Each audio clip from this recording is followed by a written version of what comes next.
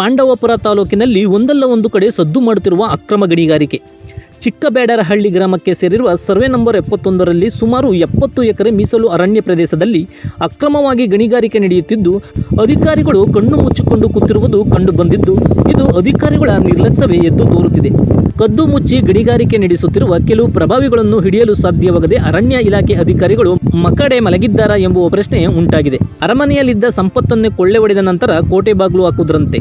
ಅದೇ ರೀತಿ ಅರಣ್ಯದಲ್ಲಿದ್ದ ಗಣಿಗಾರಿಕೆ ಸಂಪತ್ತನ್ನು ದೋಚಿದ ನಂತರ ತಾಲೂಕು ಆಡಳಿತ ಅರಣ್ಯದಿಂದ ಗಣಿಗಾರಿಕೆಯನ್ನು ಸಾಗಿಸುತ್ತಿದ್ದ ರಸ್ತೆಯನ್ನು ಈಗ ಬಗೆದರೆ ಏನು ಪ್ರಯೋಜನ? ಅರಣ್ಯದಲ್ಲಿದ್ದ ಗಣಿಗಾರಿಕೆಯ ಸಂಪತ್ತನ್ನು ಸಾಗಿಸಿದ ಮೇಲೆ ಗಣಿಗಾರಿಕೆಯ ಸ್ಥಳದಲ್ಲಿ ರಸ್ತೆಯನ್ನು ಬಂದ್ ಮಾಡಿರುವ ಅರಣ್ಯ ಅಧಿಕಾರಿಗಳು.